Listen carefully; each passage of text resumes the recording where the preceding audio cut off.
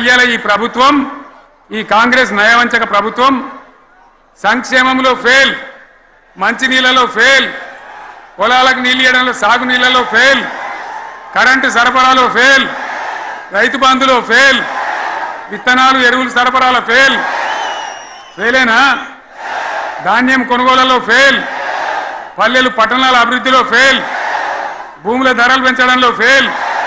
మరి దేంట్లో పాస్ అయిండు?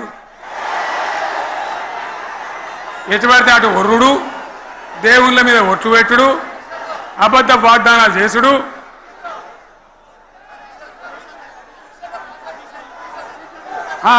కమిషన్ అట 20-30% కమిషన్లు తీసుకున్నాడు, సంచులు నింపుడు, సంచులు మోసుడు.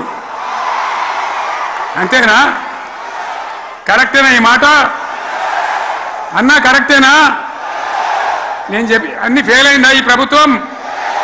నిజమైతే ఒకసారి చేతులు లేవటరు దయచేసి, స్టేజ్ మీద లేవటరా?